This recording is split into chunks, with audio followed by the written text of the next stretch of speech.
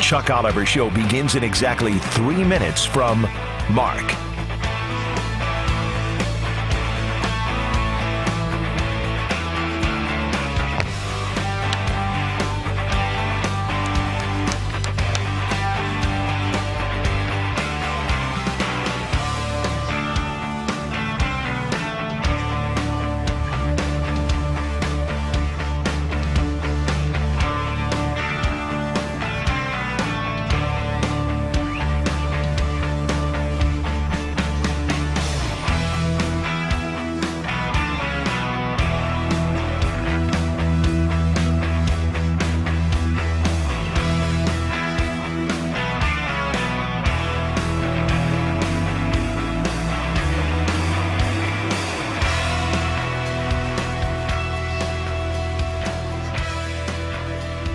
Southern Sports Today presents the Chuck Oliver Show, and it starts in exactly 2 minutes from Mark.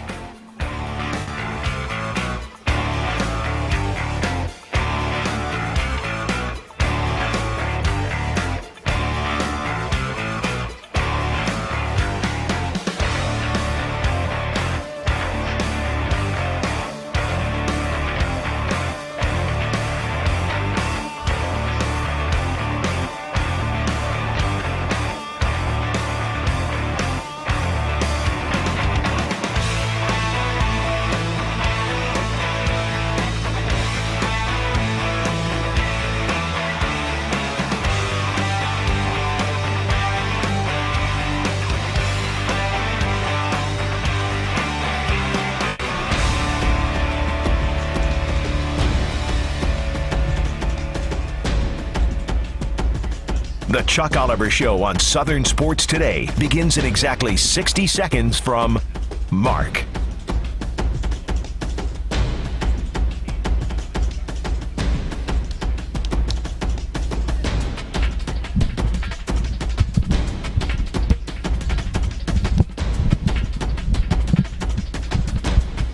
David. Yeah. You got me?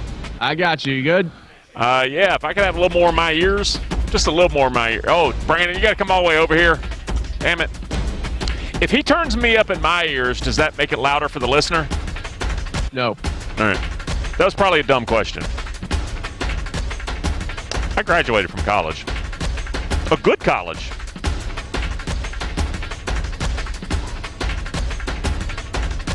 Just a little bit to take away the muff. Oh, muffle. All right, that's good. Which one do I... Thank you. That's perfect.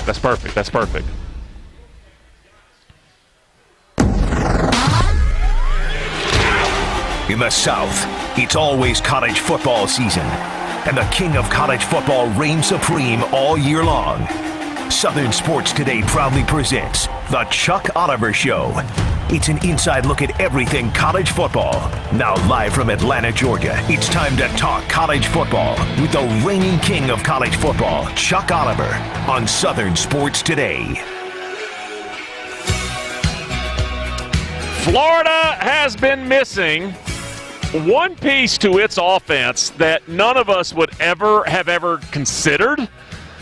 I hope it gets fixed this weekend. It is the Chuck Oliver Show on a Thursday, and where am I? I am at the book, Harrah, Cherokee. Harrah, Cherokee, North Carolina. 2 locations. They've got Harrah's, Valley River, and Murphy, North Carolina. I'll actually be there in a few weeks as well.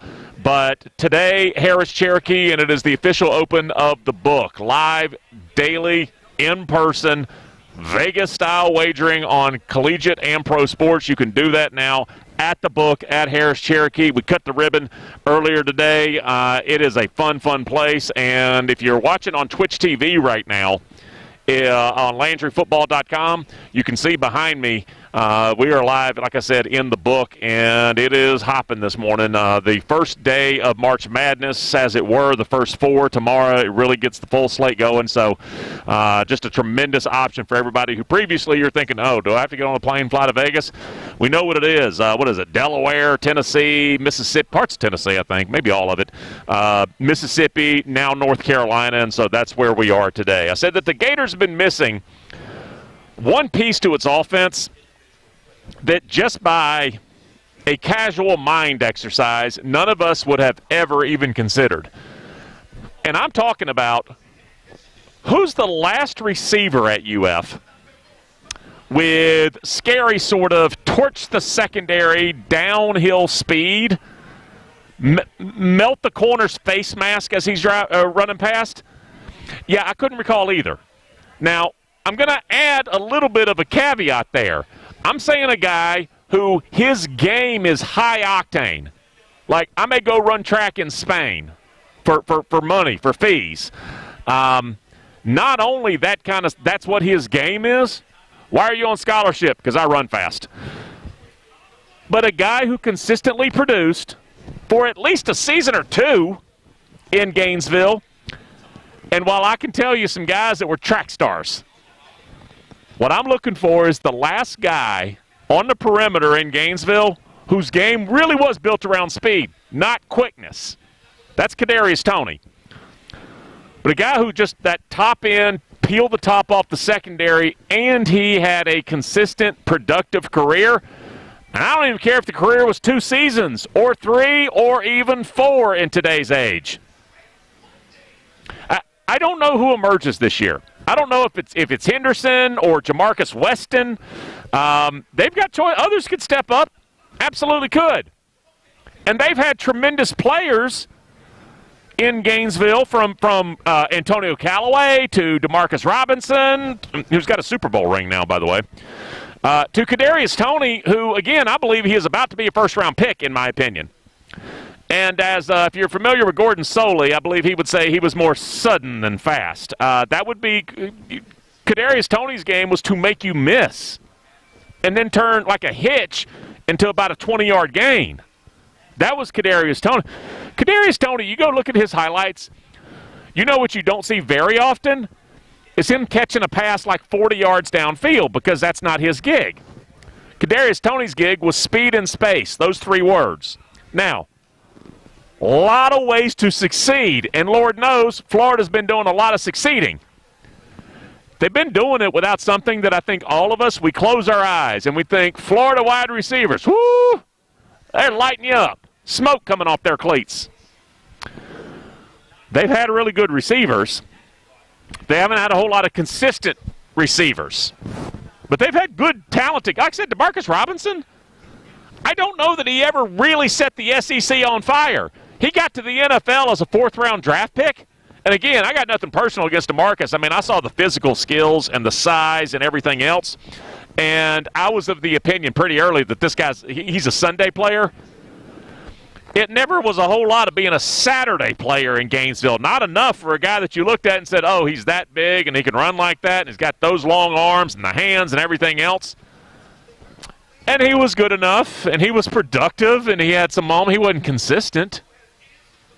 And he wasn't one of those guys you looked at and said, oh, 4.29? They've had good receivers. But and it's just a curiosity. Like I said, maybe you don't even have to have it. I don't know. If you want to win a title, maybe you can do it with a bunch of guys that run, 4.58, which can be just fine. But the real burner who consistently put up big numbers as a result of that has not been in large supply in Gainesville. We're on in Gainesville. We're on a bunch of places in Florida. And if there is a Gator fan right now, Tyree Cleveland, he was fast. Yes, he was. And I mean, like Tyree Cleveland, kid that was out of Texas that was committed to Houston. And then Florida flipped him either signing day or day before or something.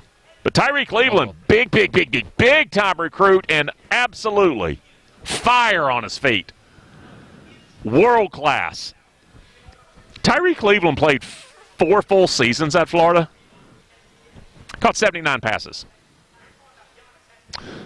It is something we never really expect to be the case with the Gators, and it may change this season.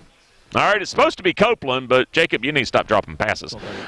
It could be Jacob Copeland. Physical skills, not a whole lot of limit.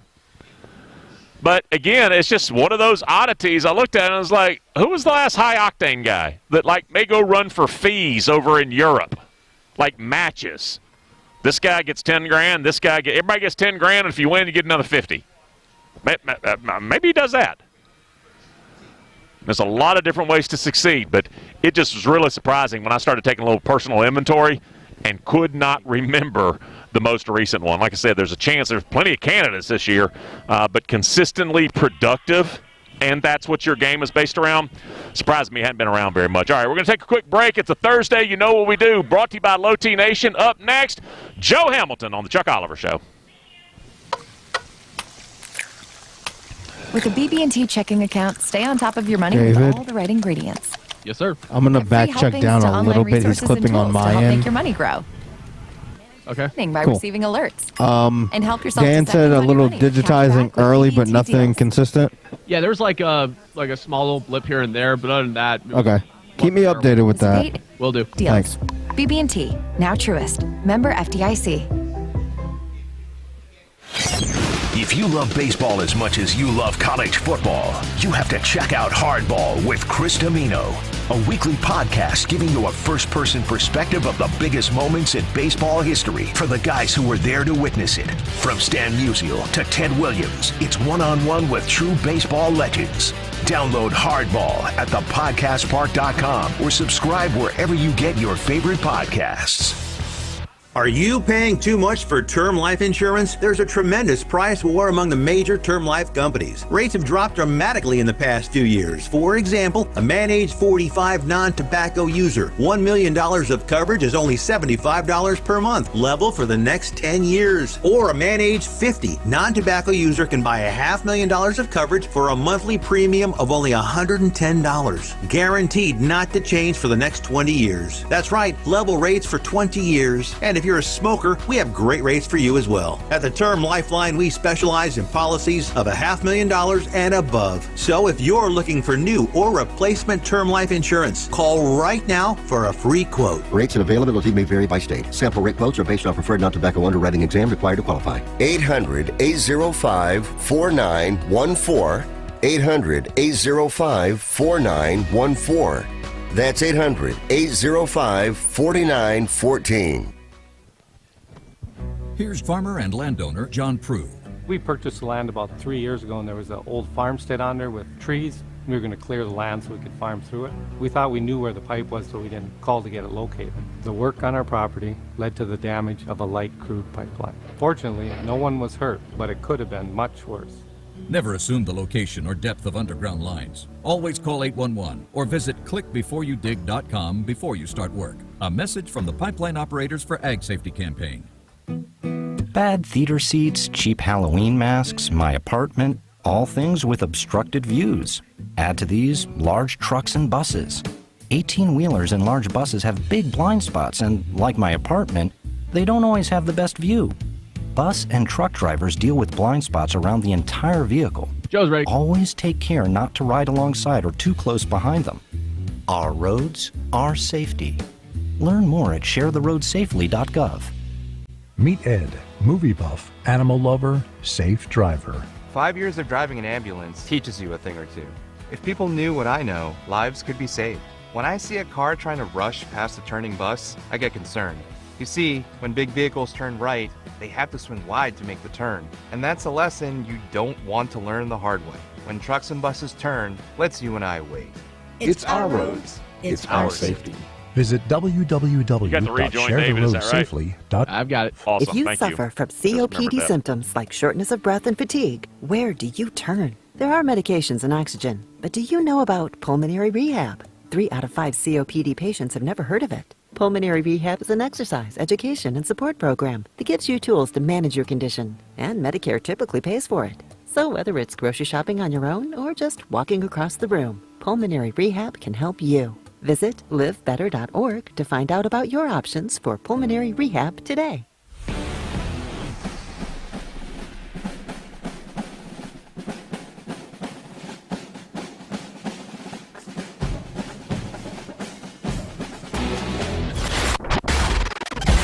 Now back to the Chuck Oliver Show on Southern Sports Today. It's time for The Game Plan with College Football Hall of Famer Joe Hamilton. Touchdown, Georgia Tech. Nobody throws a fade better than Joe Hamilton. Presented by Low Team Nation. Get your game plan ready for optimized health at lowteamnation.com.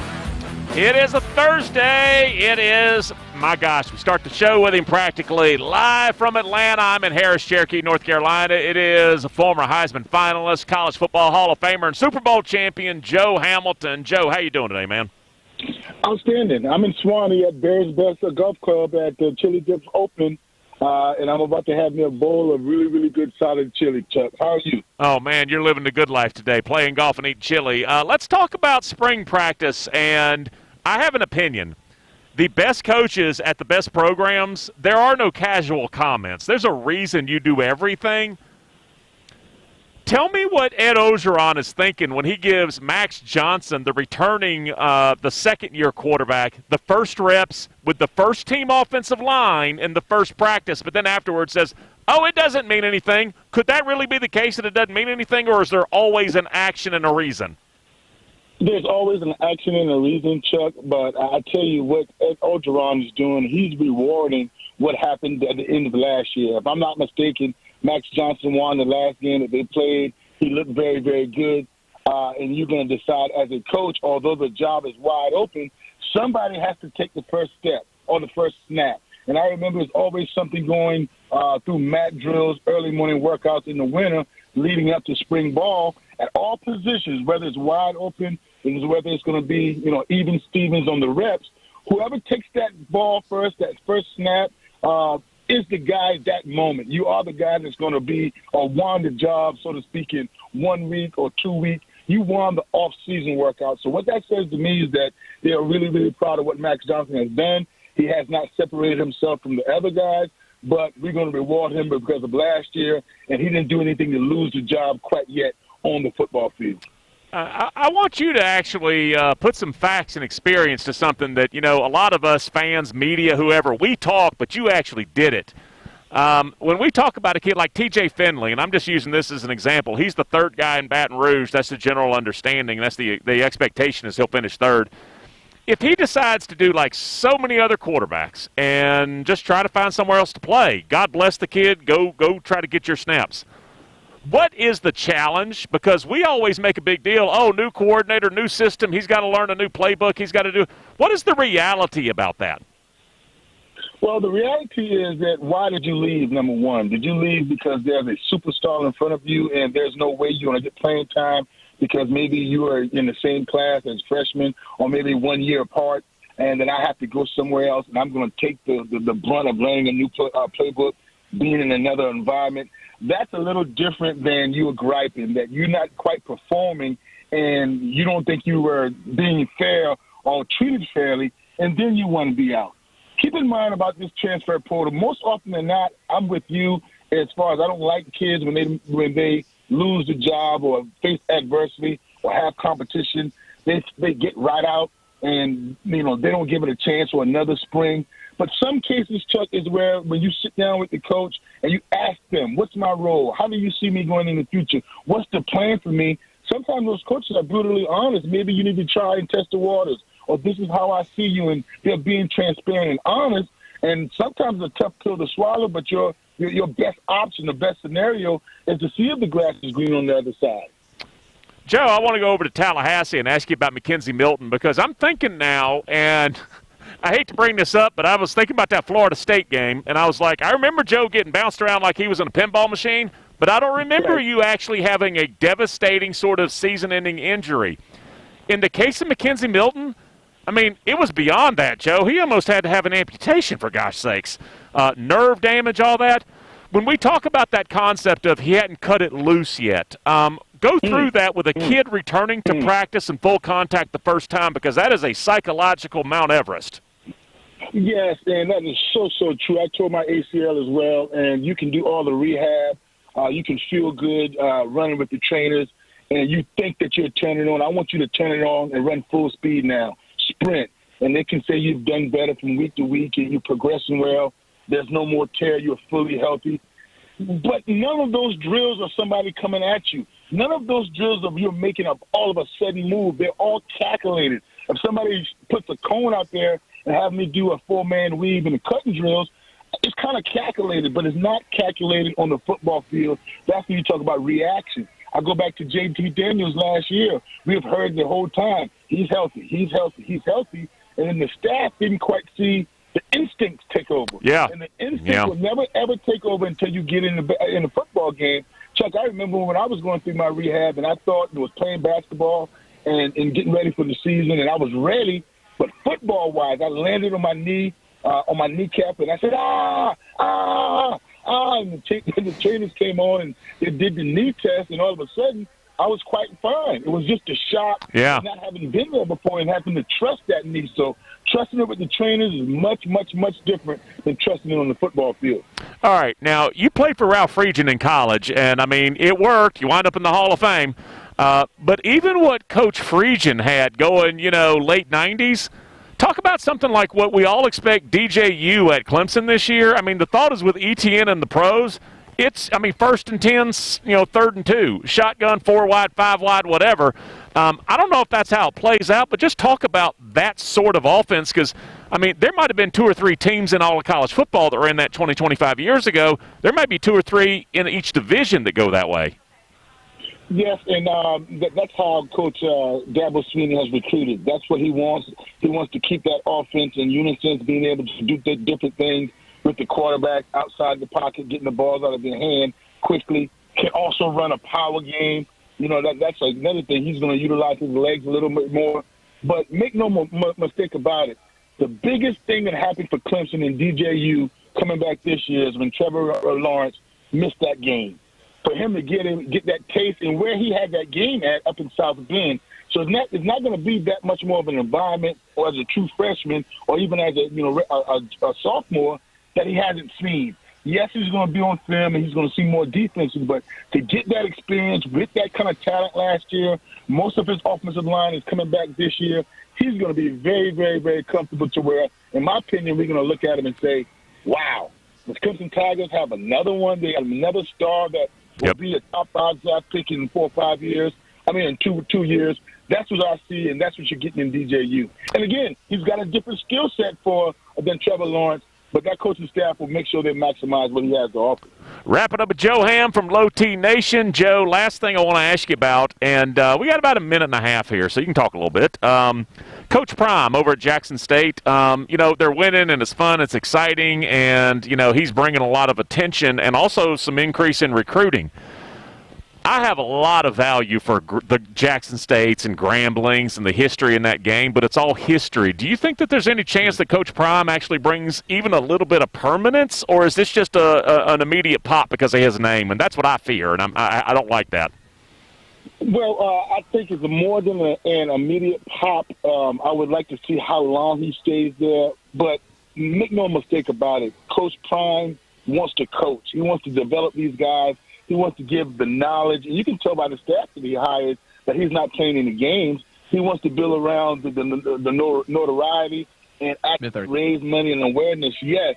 But on that football field, everything I'm hearing in the practice facility, during the games, everything I'm hearing, that's ran like an outstanding program. That's ran in the terms of development on and off the football field.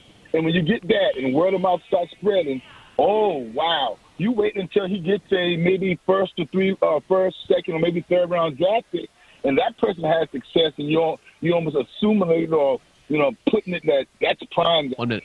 Prime helped me develop this, and this is why I'm here. I think it can take off. All right, Joe, I'm jealous. Go ahead. The only question about it is is he willing to stay there and not see immediate results?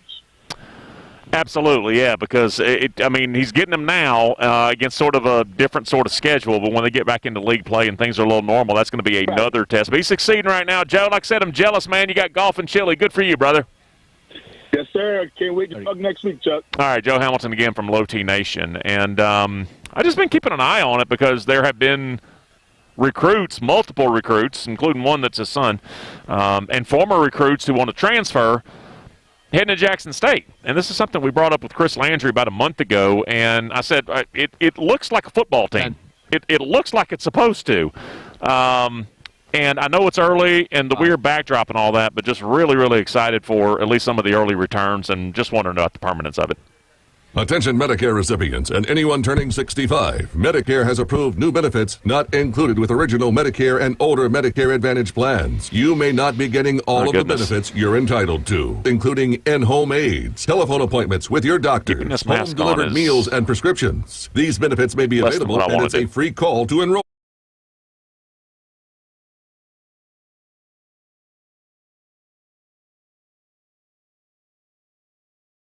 800.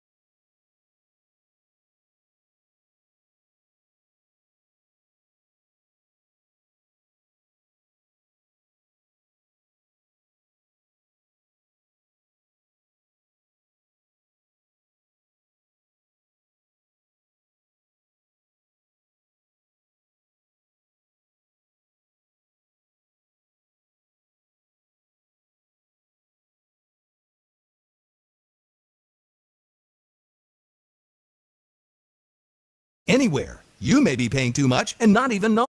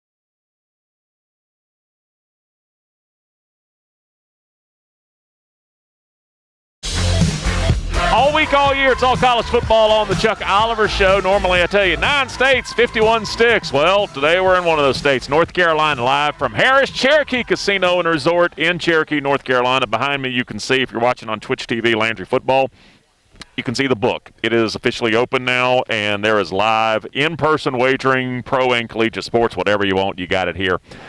I was asking a question yesterday, and it was pure curiosity. It was like what I was talking earlier, the Florida wide receivers. It's just the time of year where I think you're supposed to do this. How long since? Who's the next? What if? How many? What would it take? It's just all these scenarios. And one of the things I look at when I'm getting ready for spring and different programs is I'm like, what's missing there? What am I used to seeing that maybe this year it could be there, it's just not apparent. I asked a question yesterday. I was like, every spring I know who the best Alabama offensive lineman is. This year I got no idea. Now, I think there are probably 5 future first-round picks on the roster at offensive line. I just don't know who. They're supposed to be, Cyrus, or it's Cam, or whoever. Bring on a guest now who knows as much about that program as anybody, and I bet he can at least lob a guess from 97.7 ESPN Huntsville. It is Drew DeArmond. Drew, welcome. How are you today? Good, Chuck. How are you doing, brother? Doing pretty good. Getting ready to do a little live sports wagering as soon as I'm off the air. Can't wait to do it. But I want to ask you, and you were on the line there when I was bringing you on. Like I said, there might be 4 or 5 future first-round picks. But as far as spring 2021, Drew, I was taking inventory. I can't remember the last spring, not with Nick Saban there, who it wasn't obvious, this is the war daddy. This is the guy. Who, in your opinion, is the best offensive lineman in Tuscaloosa right now? I think it's Evan Neal. I don't think there's any doubt about that. I think he's going to make the transition from the right side to the left like Jonah Williams did. I think, that's the money-making position, so to speak. The offensive tackle spot in the NFL, offensive line-wise, especially the left side, protecting the quarterback's blind side. There's so few left-handed QBs like a Tua Tagovailoa in the NFL, but just about all of them are right-handed guys. And I think that Evan Neal was brought in. He's had to do, an apprenticeship, so to speak, or a transition to the right side due to the fact that, as you said, there was a high-level player in Alex Leatherwood. I don't know that he'll be a first-rounder. I still think he's going to be a guy that goes in the second round and maybe plays a long time like a Cam Robinson in the NFL. But certainly the left tackle spot is the premier, money-making position in the National Football League. And I think Evan Neal will be that guy this year in Tuscaloosa. All right, I've talked O-line and secondary. Those are the 2 positions where, knowledge and experience, it's its own little skill. What about Chris Owens? What is he in addition to old? He's kind of a Swiss Army knife. He can play any spot. I think, he'll get a look at least 2 or 3 different places in the spring. I would think he would start out at center, where he's played the majority of his career. But I do think that he'll get a look at right tackle as well. It's going to depend on the development and the readiness of a Darian Dalcourt, who I know they've been grooming for a while. He'll certainly be heading into his junior season in Tuscaloosa, and of course we all know this year didn't count, quote unquote, so you could still call him a sophomore, but he's a very talented player, who played, for Biff Poggi at that powerhouse program in the state of Maryland. So I know that they think he has a chance to be a special player, no doubt about it, from St. Francis. But, I'm not sure they thought he was quite ready last year. So it's going to be interesting. But I do think if he doesn't end up at center as far as Dalcourt, he'll get a look at one of those guard spots. But I think right now Chris Owens will start out at center due to being a senior and being a guy that Nick Saban trusts. But I think he'll also get a look at right tackle as well.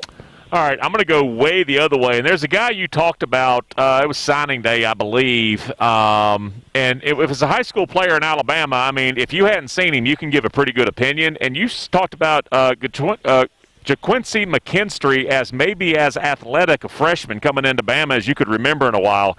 I talked to a buddy of mine who kind of covers the South Alabama area, and he was saying McKinstry may be good enough to play basketball at Alabama as well. But stepping in for Patrick Surtain is also a scenario. Tell us what you know about that kid you call Kool-Aid. Well, I think he's a great talent. I think he's a big-time player. And what I mean by that, he's a big game player. I saw him a couple of different times on big stages in the high school football playoffs when they took out a really good Oxford team who had beaten them the year before and had really, Rock Taylor, a wide receiver that we all know that was a high drama situation with him. being his scholarship not being honored by Tennessee. He ended up at Memphis, but he was an outstanding high school player who had back-to-back 1,000-yard seasons in high-level football in our state. And, he had really given JaQuincy McKinstry some problems when they were juniors, but when they were seniors, Kool-Aid completely shut him down. No catches. The defensive line from Sam Shade's group at Pinson Valley really controlled that game. I think they had 12 sacks of their quarterback, the young man who is going to play baseball at Mississippi State. So they did a great job, of pressuring the QB that day, and their secondary was just locked down. And then when I had a chance to see him again in the state championship game against Spanish Fort, he they didn't test him too much at DB, but he took the game over as a wide receiver in the second half because they were trailing in the game late into the third quarter, and he ended up with 6 catches for nearly 100 yards and the game-winning touchdown, and he was voted MVP, and then, of course, as we know, Mr. Football. But to me, just watching him on both sides of the ball, he's a guy that rose to the occasion, and certainly he's going to be able to compete for Surtan's job. He's coming in there, I know, with the mentality that he wants to play as a freshman, and I'm not going to call that he's going to start by any stretch, but I do think in the near future that JaQuincy McKinstry is going to be a big-time factor in the secondary, whether it be at corner or at free safety. But right now that corner spot is wide open, and we'll see if he can compete for it, if it's maybe the JUCO Ronald Williams, who didn't play a lot last year, kind of got hurt early and kind of fell behind, or if it's going to be another a guy like a Marcus Banks who's going to take advantage of an opportunity in the spring. Malachi Moore was a guy that got a lot of attention last year early, and it makes sense to me. Him and Branch both, actually. Talk about some of the young talent in the secondary in addition to whatever McKinstry shows up and finds. Right, exactly. I mean, I think that, honestly, there is a lot of good young talent. I love Brian Branch. I mean, he made a lot of waves early until Malachi Moore kind of overtook him in late in fall camp. Malachi had a great year but was banged up at the end of last season, which allowed Branch to play a bigger role in the playoff run. I think both of them have a chance to have big-time roles in the secondary. They're both ball hawks, both have special ball skills and instincts to play back there in the secondary. I just mentioned Ronald Williams. I know they liked him a lot early, but he got banged up. It's going to be interesting to see now that he's healthy. I really liked the physicality and the development of DeMarco Helms from the state of Maryland. I thought as the year went on, he got a lot better. And certainly the bell cow back there will be Jordan Battle, who'll be going into his junior season, should kind of be the captain of the ship back there. But I will say the one that I'm kind of really intrigued about is Kyrie Jackson, the junior college player. Now, the interesting thing is, as you know, Chuck, he didn't play last year due to COVID, didn't really have a season. But when you watch his tape, both in high school and then when he was in the JUCO system in Kansas, he was tremendous. He didn't get a chance to play for Buddy Stevens at East Mississippi, but I know that they like how physical he is. He is legit 6'2", and he's off the charts athletically. And usually when Nick Saban brings in a JUCO, he thinks you can come in and be a factor early, but it's just going to depend on how quickly that young man can kind of catch on to the scheme mentally. But I do think, no doubt about it, that Kyrie Jackson's got to watch. And Josh Jobe, he's going to be the bell cow back there they build around from a corner perspective. He improved, and matured quite a bit last year, and I thought had a really solid year and is going to be counted on to be an all-SEC level corner this season. Wrapping up with Drew DeArmond again from 97.7 in Huntsville, and I want to move up to the defensive line. And if that's where it comes from, where's the pass rush this year? Who's that going to be, or the few who's will that be?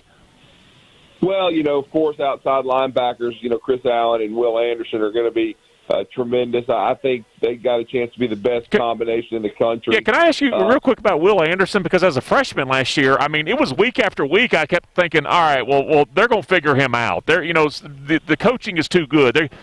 He was a freshman, and I mean, you look every week. It was pressure. That was amazing. Yeah, it was. I mean, he led the nation in pressures. He had over 60.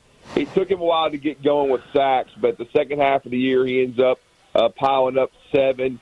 He was as good a pass rusher, I think, as there was. Chris Allen was kind of steady as she goes. He ended up with about 6 sacks last year, and really I thought was a great all-around player at the Sam spot. He got, he was able to pressure the QB. He also played the run very well, and now he's extremely experienced.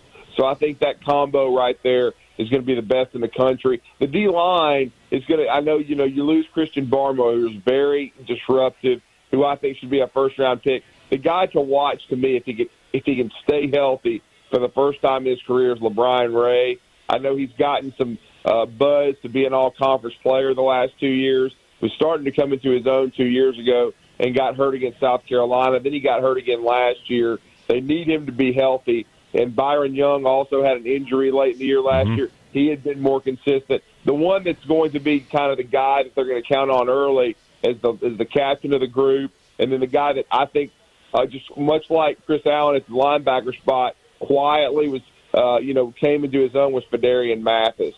He came back to school. He's a kid from Louisiana, Neville, Louisiana, who I know they liked a lot coming out. It took him a couple of years to get going, but I thought he was really consistent last year, and I think he's going to be someone to watch. And then, of course, the man that I think is going to be the next great one is Tim Smith.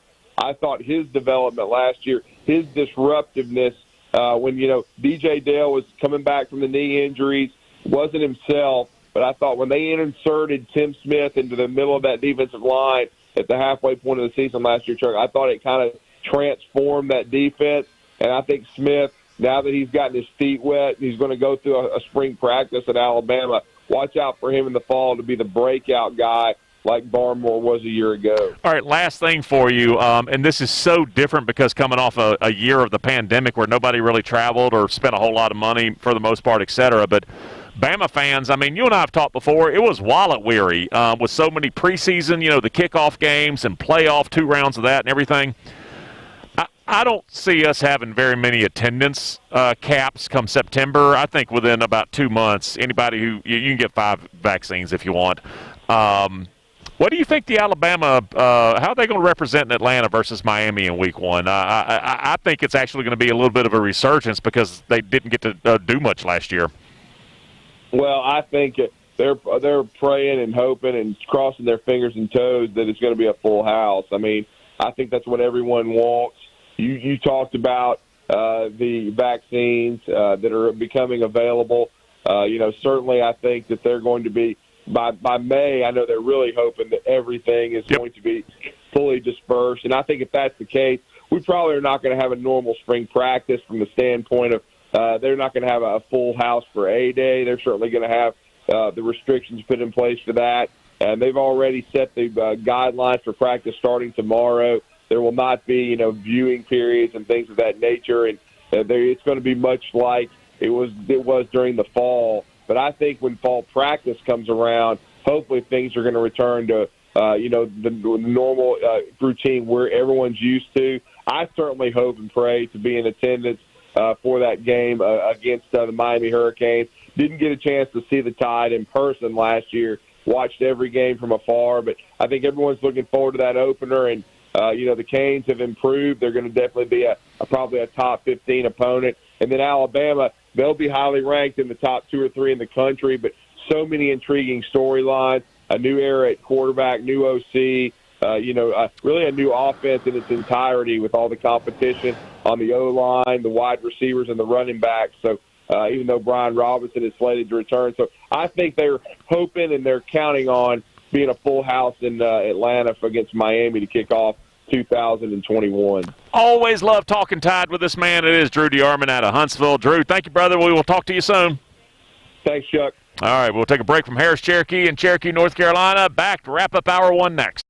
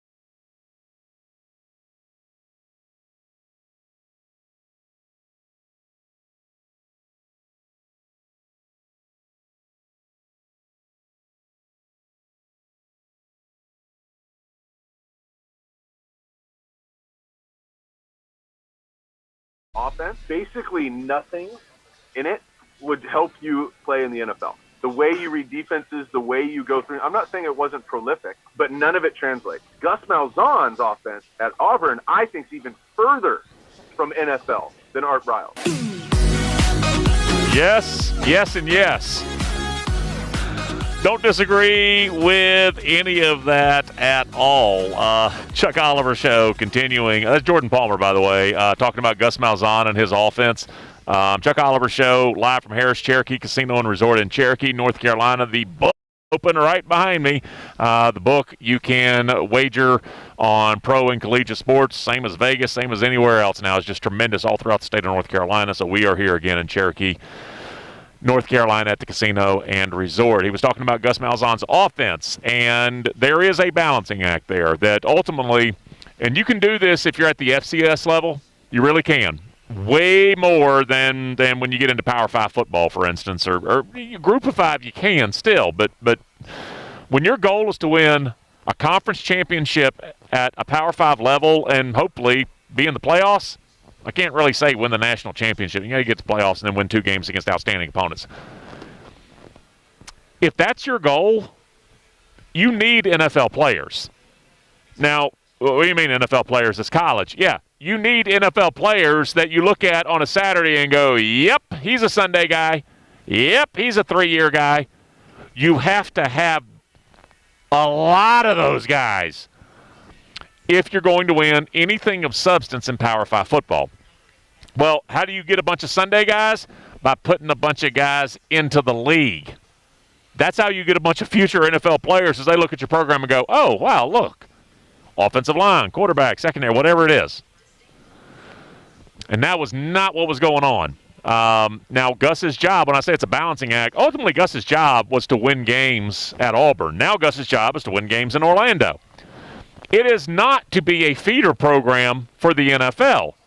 But, again, we know the relationship there that you're just not going to have. You're not going to have a whole lot of sustained success unless you get grown men who are NFL players, and they're just not going to go to a 3 or 4 year just pitfall where they don't have as good a chance to get in the league as the next guy. So that undid, I think, the offensive line, honestly, at Auburn and the recruiting there. So, again, Jordan Palmer talking about that. Greg Robinson, 2nd overall pick. He was in no way, no how at all prepared to play NFL football based on what he had been asked to do at Auburn. So that's just an example of it. Dan Matthews, how are you today? Oh, everything's great. And, it looks and sounds like you guys are having a great time down there. And, of course, people out there, hey, wait a minute, Dance Radio. What are you talking about looks? You can always check out the show every day, Twitch TV, /Chris Landry Football, the way that you can look at us on Twitch. And you can see Chuck right there in the book right there at the moment. Jermaine Johnson, I think, is somebody that's really interesting to look at for Florida State this year because, Chuck, I don't know if you realize this, he actually was a factor last year for Georgia and was somebody that was able to get, I'll say, adequate pressure on the quarterback because as a team as a whole, they did not really get great pressure on them.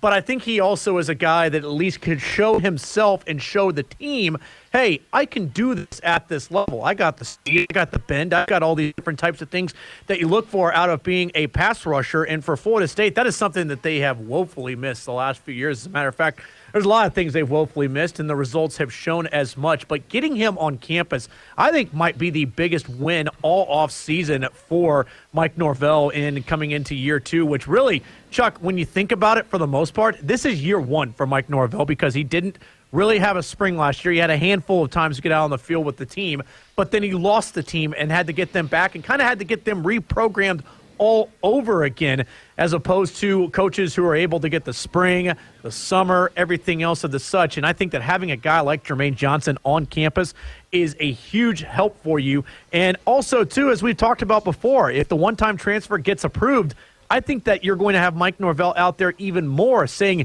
hey, that guy on one side of the defensive line, does anybody else want to come join him too and have an opportunity to get after the quarterback? Because if you're not getting it done at your school, guess who has a spot for you? Us down here in Tallahassee. And oh, by the way, it's pretty fun when we went down here in Tallahassee. If you want to be a part of that and be a part of that resurgence, please come join the guy that wears number 11 and wants to get after the quarterback. At the level of Florida State, They play in a Power 5 in a division with as good a program as there is in America. At the level that Florida State plays and what that program has been for about 40 years until the past few seasons, you're not winning with scheme.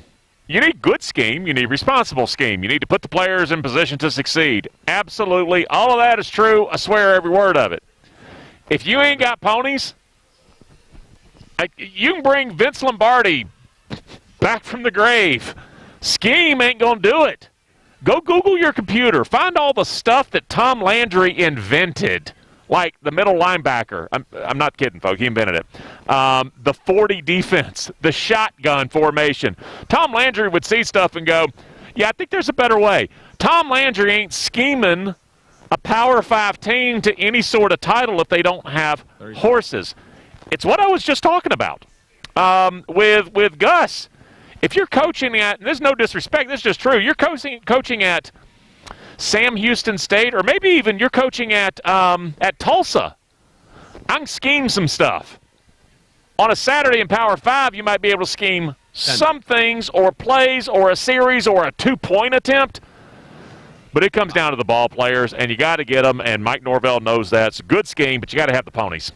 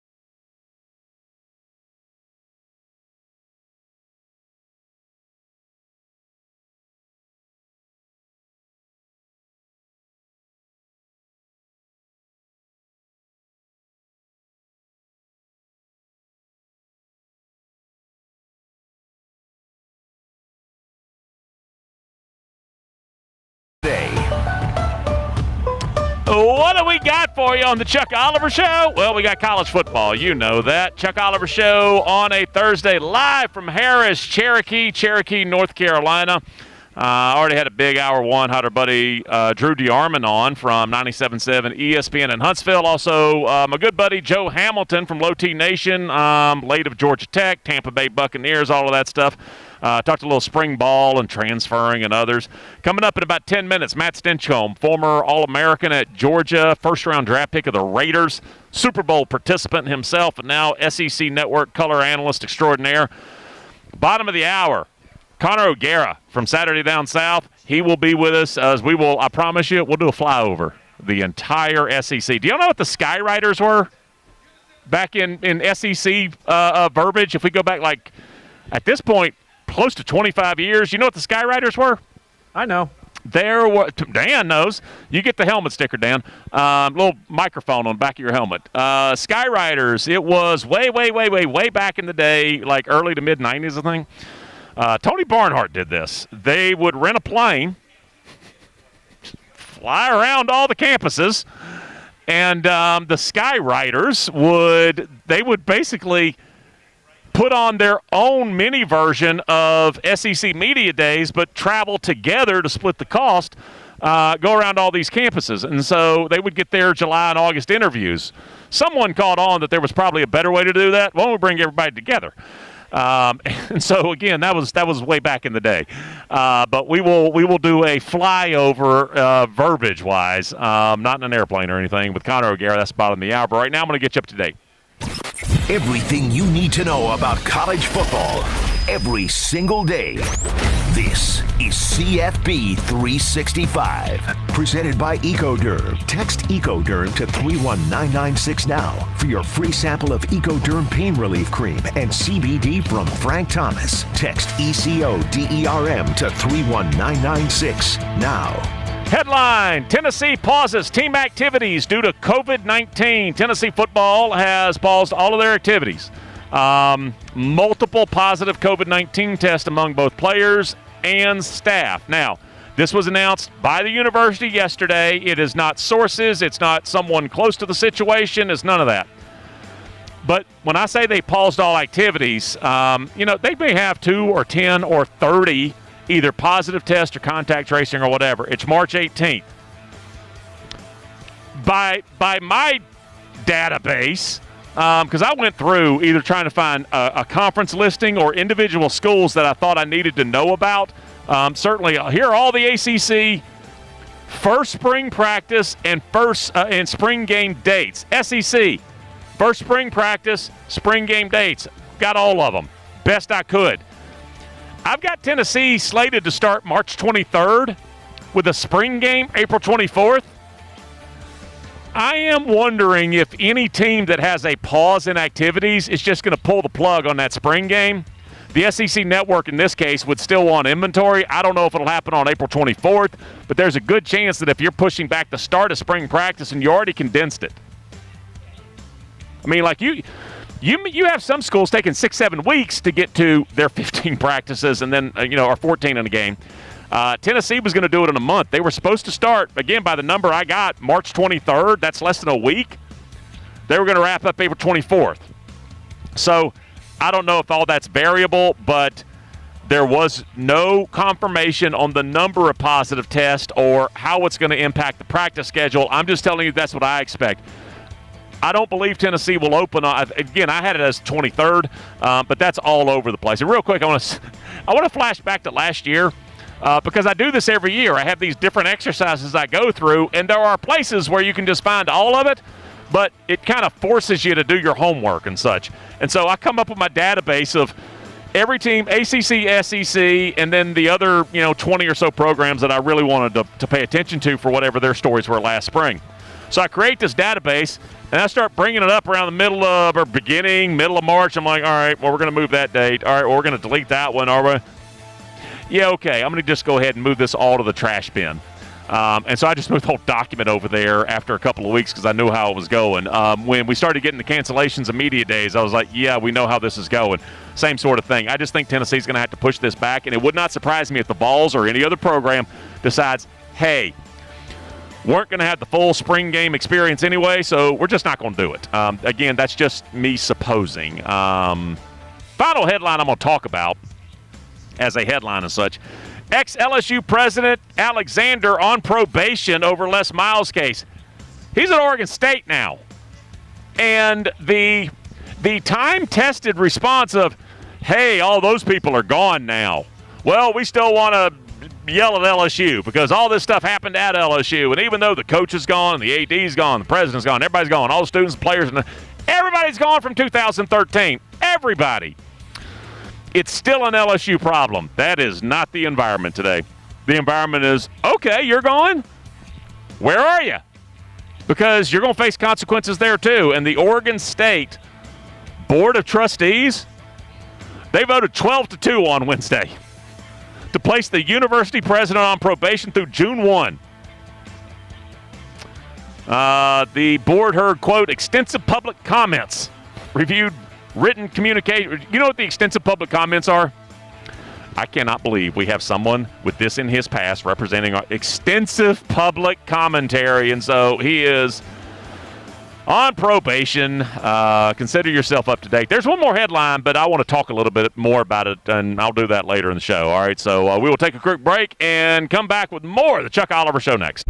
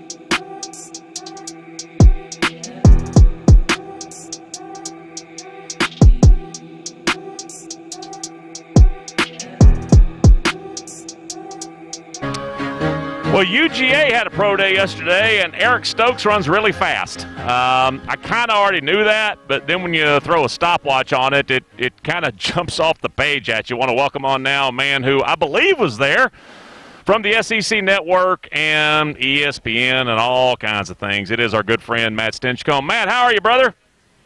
Man, I'm doing so great, Chuck. How are you doing, man?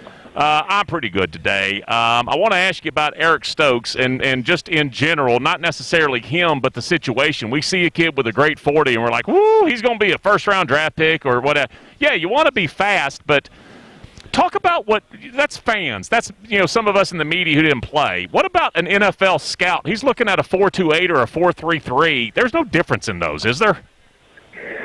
I don't think so. I mean, what these guys really care about is game speed, right? Is you can look great running in a straight line, but, other than, a go route, you're not going to see that a whole lot. And, it's whether or not these guys are game fast and can they change direction? Can they cover? Can they play a ball in the air? All those other things. But it doesn't hurt to run a 4.28 or a 4.33. And if I had to pick between the two, I would choose the 4.28. But I do think that, is it a decision maker or a decision breaker? No, not necessarily. Might be a tiebreaker, though. If you're looking at another guy that you think's got a similar skill set and you're going, if I have to go a direction between these two guys, I'll just go with the guy that's faster.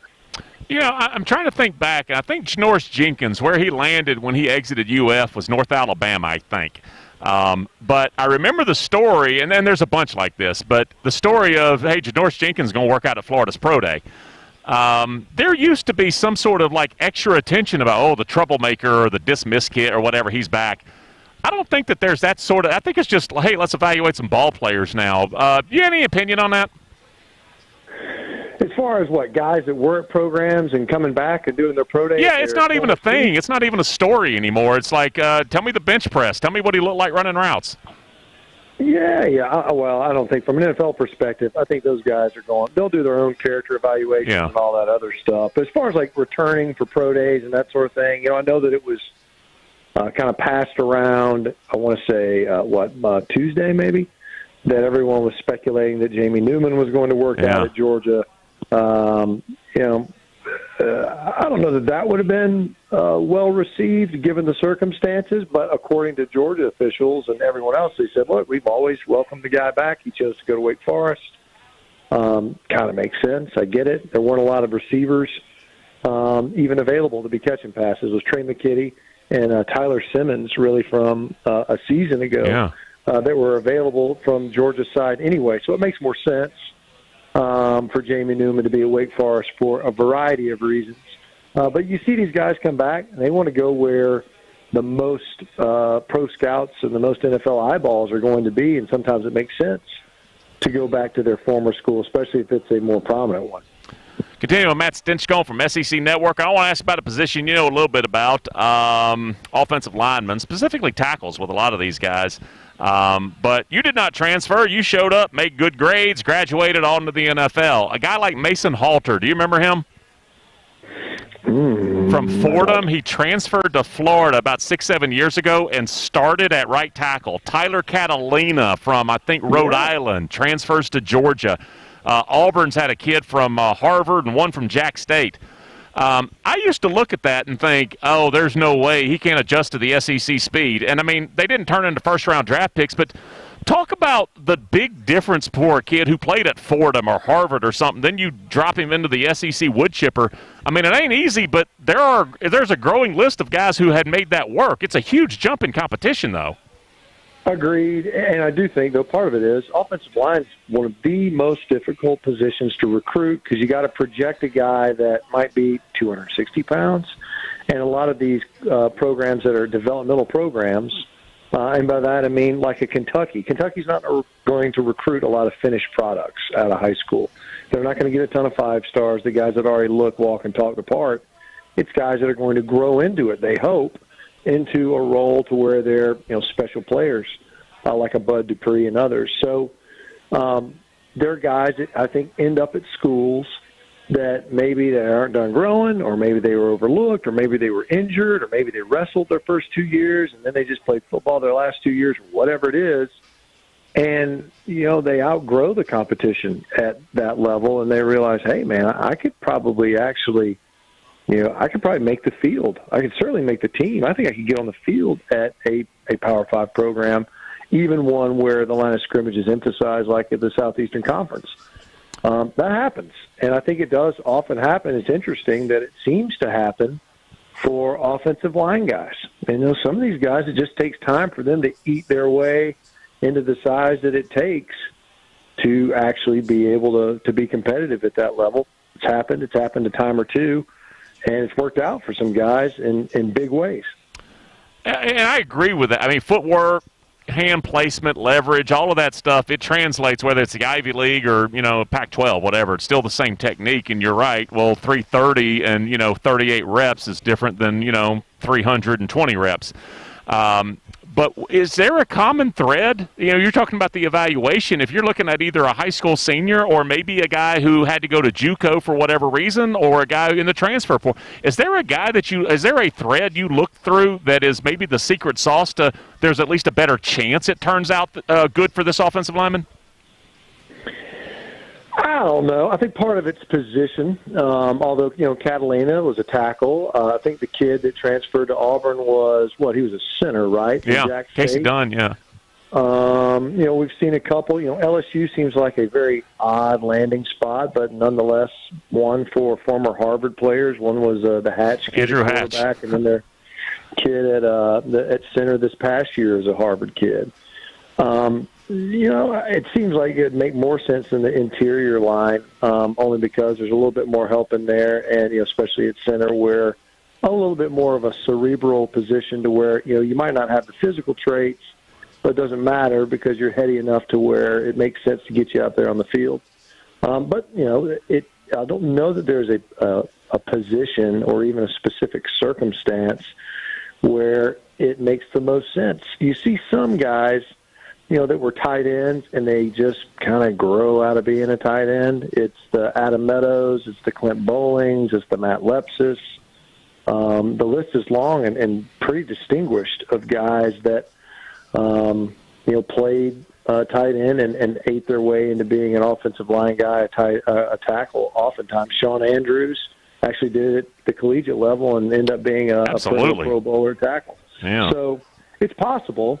And it does happen. I don't think it's overly frequent, but it is kind of interesting you bring it up that it seems like the offensive line position lends itself well to these guys that were at lower levels transferring in and being able to play. You don't often see you could say even a Jabril Cox, but my gosh, he's playing at North Dakota State, which is, Alabama wishes it had the level of success that North Dakota State has had at their level. So it's an elite program at a lower tier, if you will, at the FCS level.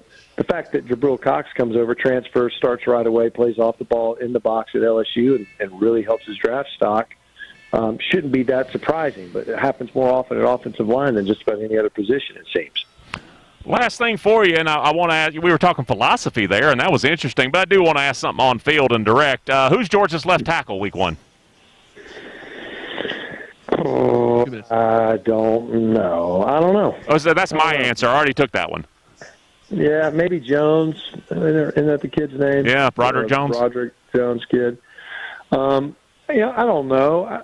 I'd like to be able to say that Salyer moves inside. I really do like him at guard. And not that he did a bad job at left tackle, and I think that Georgia can win and win big with him at left tackle. I think it's better for him. I think it's better for the Dogs offensively if he's capable of moving inside. I don't know that will happen. But, I was a fan of Jones coming out of high school. The reps I saw where he was able to get on the field, he looked pretty good, although it was really abbreviated. So it's a total pig and a poke. I don't know, but I'll say Jones because you won't let me say I don't know. Yeah, like I said, I already got that one, and I was going to go for Amarius Mims as well. We always get just so fascinated with the young kids when they're first in the – oh, he's a 5-star. I bet he can start. Matt Stinchcomb, thank you for your time, brother. All right, man. All right, Matt Stinchcomb again from SEC Network, ESPN, et cetera. It's always the 5-star. Hey, he's a 5-star, and look at him. He's 6'6". We tell what Rusty Mansell or Chad Simmons or whomever said, and they do a good job because what they do all day, every day. We declare him a 4-star. And then we give his dimensions. We tell what someone's opinion was. Fill in the blank said 4 stars. And then he's 6'6" and 285. Here's an interesting thing. When you get to, go look at a bunch of pro day measurements, you'll see kids that were on college rosters for 3 or 4 years at 6'5", 6'3", and 7/8. You'll see he was 330 pounds. Well, he's either 315 or he's 350. So a lot of it coming out of pro day. Like I said, I always appreciate when we're able to get a few minutes with Matt Stinchcomb from the SEC Network.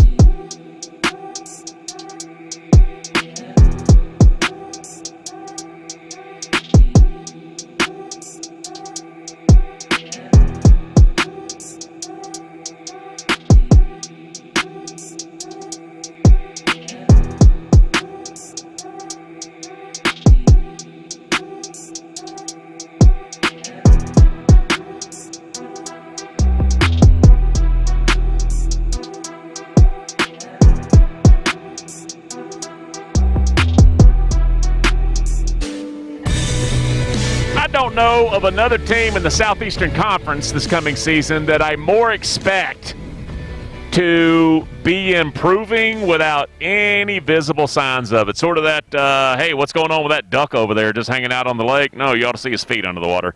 I don't know if there's any team in the SEC, maybe in America in Power 5 football, where that will be in play as much as Auburn. And part of that is because it is a complete teardown and then rebuild. The town I grew up in is in Lawrenceville, Georgia, and the square in Lawrenceville, it's an old town, big courthouse with all those old school, buildings around it and all that, the little shops. Well, there were two of them that were abandoned, and I remember looking at them thinking, man, those things look like the bomb went off inside. Well, then a developer bought it and decided to turn it into something, and while he was tearing it down, it still looked the same. I was like, this doesn't look like progress. It's just a bigger pile. It may look like a bigger pile at times this fall, but I promise you Brian Harsin and the coaches are doing their job. I want to welcome on now a guy who covers all the SEC and does an outstanding job of it. From Saturday Down South, it's Connor O'Gara. Connor, how are you, man? I'm good. I'm doing really well. You had me there like hook, line, and sinker. I was following along, waiting for the punchline, the entire Auburn story. I'm here with you. I don't know necessarily that it's going to be a year one turnaround in the Brian Harsin era, but I certainly find myself intrigued as to how he's going to perform and what he's done, I think, with his staff so far and the hires that he's made. I think it bodes really well. But, yeah, I think Auburn's a super intriguing team. Just a little bit maybe not quite as optimistic about them in year one as you are.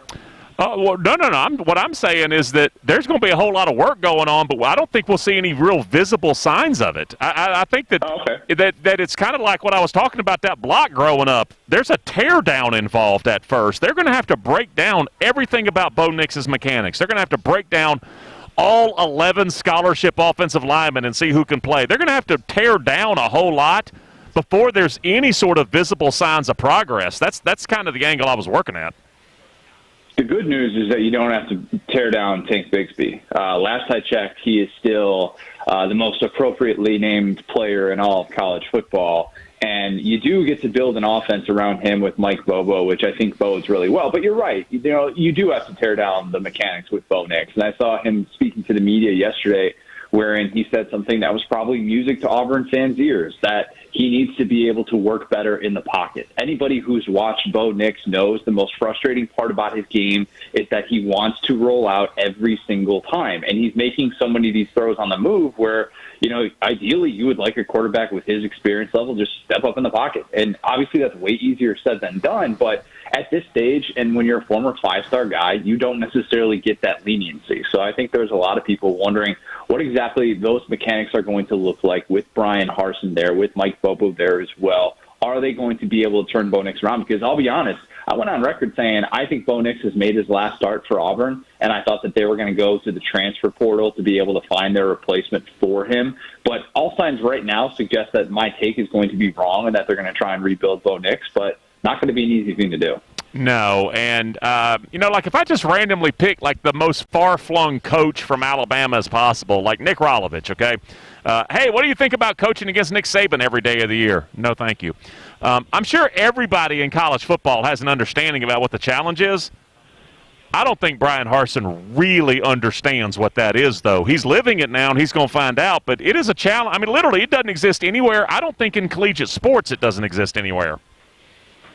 It's such a unique job. It really is. I don't think there's any job quite like Auburn's in all of college football. And part of that is because of the way that the structure is set up with the people who hold the power in terms of, buyouts and all of that stuff. That element is unique. And just the fact that every single year you're held to that Alabama or Georgia standard. And if you're not necessarily getting the same type of player, then that's a problem. And I saw something, I think it was Josh Vitale who tweeted out that Auburn, in terms of the money he was spending on recruiting, was like a third of what Georgia was spending, which that tells you all you need to know right there. But it is such a pressure-packed job, and for someone that, has spent nearly a quarter century thousands of miles away from it, it's certainly going to be unique. But Auburn's a very special place, and I've talked to Gene Chizik a lot about it over the years, and it is a place that we'll embrace, but at the same time, you have to understand the dynamics at play to be able to kind of ride with the ebbs and flows. And to Gus Malzahn's credit, did it for 8 years. I mean, he did it for 8 years, and I think we sort of take that for granted because it felt like he was on the hot seat for half of it. But I think Brian Harsin is walking into a unique situation. It'll be fascinating to see how he handles it.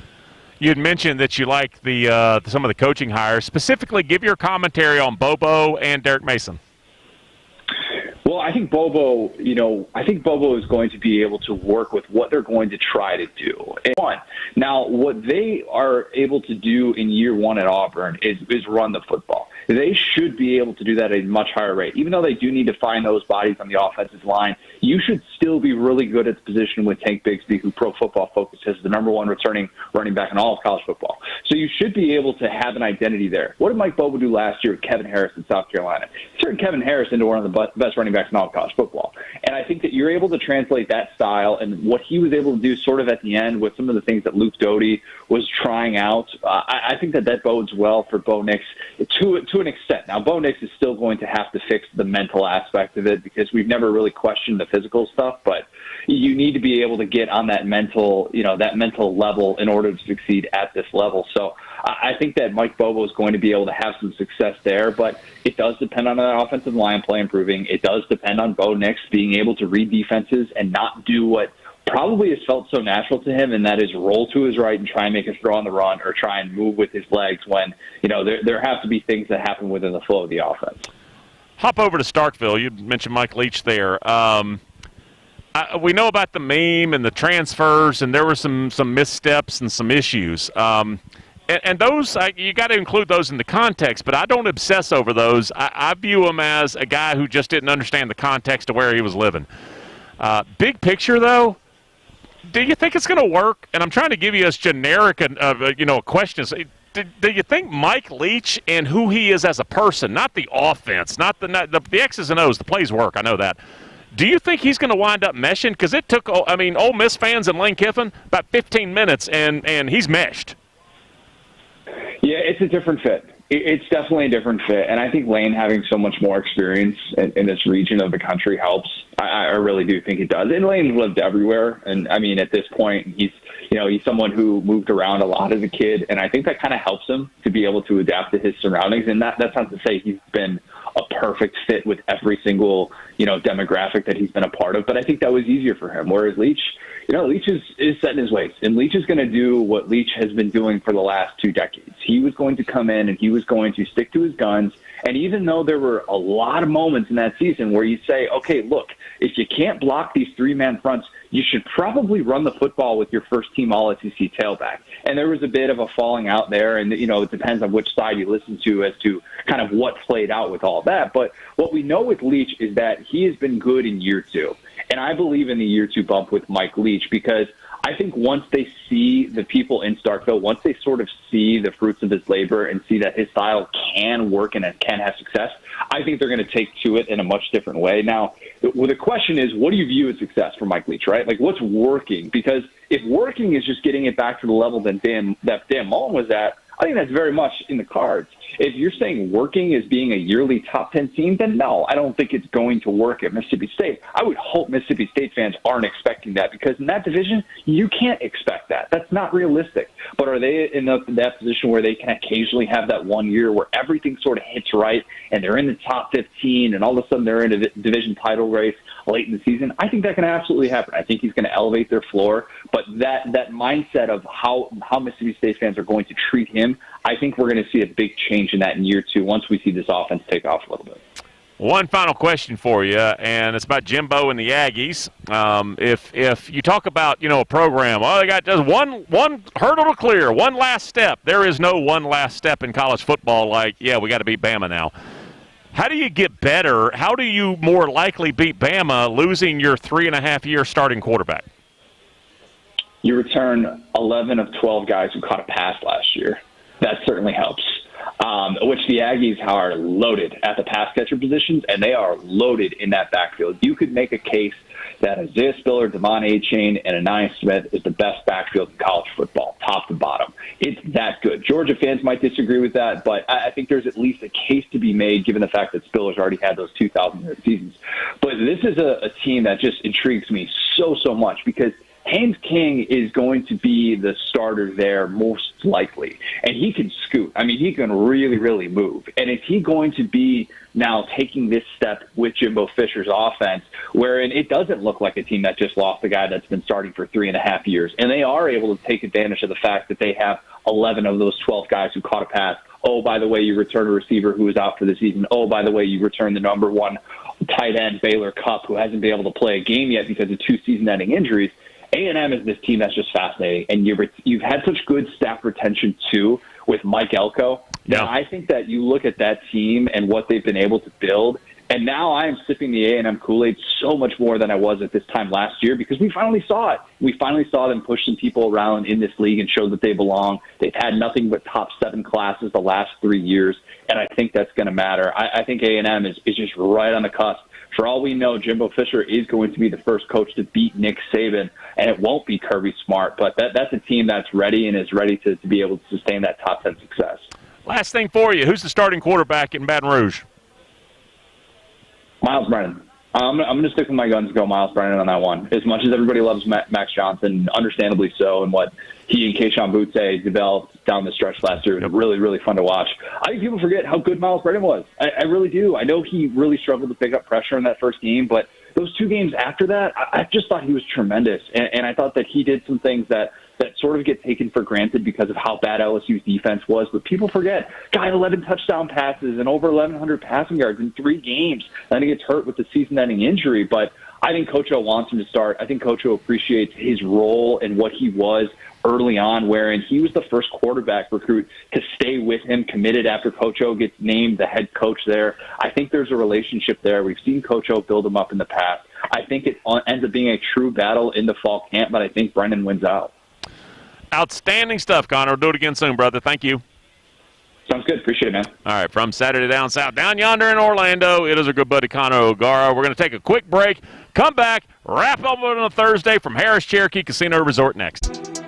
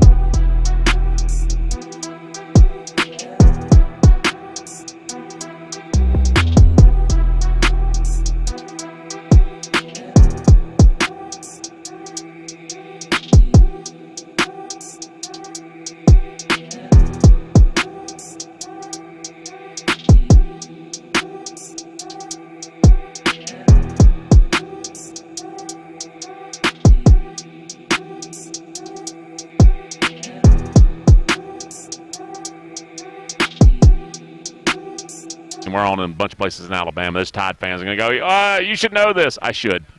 I think he's a 6-year guy, and I've looked that up before, but I just keep misplacing him because Chris Owens he's the guy that stepped in for Landon Dickerson last year at the end of the year. And very versatile, and he's old. And so there's a lot of value there. He's got that old man strong to him. So I appreciate Drew coming on. I always love catching up with him. There was a story I mentioned a little bit earlier today that I said I was going to get back to, and I'm going to do that right now. There has been an announcement out of New Orleans. I was reading this from the Associated Press. You can find it 1,000 places. But the HBCU Legacy Bowl is going to be played next February in New Orleans, and you think, okay, yeah, I watched some. Maybe it was is it called the Southern Classic or the Crescent City Classic? Whatever. It's at Grambling and Southern in the Superdome. That's not there. This is going to be at Yulman Stadium at Tulane, and it's going to be the Black College Football Hall of Fame has established the HBCU Legacy Bowl. It's a postseason all-star game. It's going to showcase NFL draft-eligible players from historically black colleges and universities. There's a lot to like about this. There are some details that I would change, and the first one is when you're going to play it, because these kids understand. I didn't say it will showcase – this is the AP writing. Will showcase NFL draft prospects. They didn't say that. Said NFL draft-eligible players. Well, once your high school graduating class is 3 years removed – you're draft eligible. All you have to do to get draft eligible is breathe for 3 years after you graduate high school. So I think that's the key here, because the truth is there aren't that many draftable or draft prospect sort of players coming out of HBCUs now. And when I say not many, I mean like almost none at all. And that's 179 degrees away from what it used to be. But the issue here is when it's going to be played. You're going to take kids that aren't really at that level anyway of being a draft prospect, and you're going to give them some inactivity for, I don't know, a month, 6 weeks, 8 weeks, and then say, hey, come audition for a job. I don't think that's setting them up for the most success, but it's a good effort, and like I said, it's something. But it's an all-star game, and it's a bunch of kids thrown together from different, obviously different programs, hadn't practiced together, done a lot of things, and in some cases you hadn't practiced at all. Like you turn your pads in either the beginning of December, end of November. Hey, come on back, play an all-star game. It's not the most likely way that the kids will be able to represent themselves. Doug Williams is part of it. James Harris. Do y'all know who James Harris is? He also played at Grambling, and he was a lot of first. He was a draft pick, black guy. He's a draft pick of the Bills back in 1969. I was 2 years old or 1 year old, depending, in 1969. And I know who James Harris is. I've talked to James Harris before. He was a lot of first as far as like a black quarterback in the NFL. James, you cannot conceptualize how controversial it was in 1969 for an NFL team to use a draft pick on a quarterback who was black. I am barely old enough, and I was like 8 or 9. He got traded to the Rams, and James Harris was having success, and this would have been like 75, 76. I was a little bitty kid, but I watched NFL. Literally from the time I was 5, I was like, all right, football. And so I knew James Harris. And he got hurt before the playoffs one year. I think it was 75, and his career was basically done after that. Went to the Chargers and played some, but just was never good again because I don't know if he was healthy. He set a lot of first. He was drafted. He started. He was the first black quarterback in NFL history to start Week 1. And he's behind this as well. And so when you get, Shaq Harris, and he was also like the GM of the Jags for a while. He's been an executive in the NFL for a while. You get Shaq Harris and you get Doug Williams involved, there's a lot of credibility there. Like I said, move this thing up, I don't know, like a month, 5 weeks, 6 weeks, whatever you can do. That's what I would do. All right, Dan Matthews is going to pop in here in a couple of minutes, but right now I'm going to wrap it up with a closing argument. The King's Closing Arguments, presented by the best closing attorneys in the business, Alexander Shannara and Associates. One emerging trend from the transfer portal is great news for certain teams, certain programs. It is very clear that players from, and I mean everybody from a redshirt freshman who, I signed with Texas Tech, and I didn't play, so I'm going to be a redshirt next year. Everybody from those guys to like 5th and even 6th-year seniors When those players jump in the portal, most often what has emerged, they're heading home. At least, I mean, in a general sense, to their home state for their second stop in college. That means that all the kids leaving like Florida, Georgia, Texas, even California, as freshmen, true freshmen who are then in the portal, they're giving local schools that recruited them originally a second shot. That is great news for certain programs like Georgia, Florida, Texas, Southern Cal, etc. And honestly, Cal Berkeley and Georgia Southern and Alabama State. It's great news for those programs. The really interesting part is that second part I added. It's especially benefiting like the runner-ups, the little brothers, whatever, that the have fan in whatever state refers to them as. Clemson refers to South Carolina as little brother. Florida State doesn't even look at UCF, but if they did, they call him little brother. Everybody in the state of Texas looks at U of H and goes Cougar High. It's not just the monster programs benefiting, and that is a recruiting curveball. You're getting 4-star and 5-star kids going back to play for a Conference USA team because, well, they're in my home state, so FAU, here I come. That is my closing argument brought by the law offices of Alexander Schnarr and Associates. Wherever it is you are in the Deep South, it can be Florida, Georgia, Tennessee, Alabama, doesn't matter. If you need legal expertise, you need Alexander Schnarr and Associates. I'm really surprised that you knew that was the nickname for University of Houston amongst some of the blue bloods within the Cougar High Conference. Yeah, it was. I remembered, a few years ago when University of Texas, they came off their high horse and came down to Houston and played at Robertson Stadium. Right. And, of course, complained the entire time, yelling out Cougar High and all that. And U of H fans, it kind of tells you, which, by the way, you know that their sign is the kind of peace sign with the pinky finger at the end. They call it the Cougar Paw. Yes. Do you know what the middle finger is supposed to be for? University of Texas? That's it. I thought that was Rice. Like everybody who's not a have in Texas hates the Longhorns. Yeah, it was telling them that, get the step in. Hey, something that Clark Lee said yesterday, I know we got just a few seconds left on the show, but he said something, Chuck, that I think was probably the part that I'm like, wow, never really thought about it that way. We've never really had a chance to be developed. And it's a situation now where I think he looked at a program like Vanderbilt and said, let's bring in the guys that can evaluate the talent, that can find us the steals, and then can bring these guys along because guess what? They haven't necessarily cared around here enough to do that. So it's time for us to do that. I like that. I like hearing that. Takes a lot of follow-through. And like I said, he knows what it was before because he was there, played there. Absolutely. All right, wraps it up on a Thursday. Great news. Tomorrow, back live right here, Harrah's Cherokee Casino Resort in North Carolina. It is the Chuck Oliver Show. Wraps it up on a Thursday.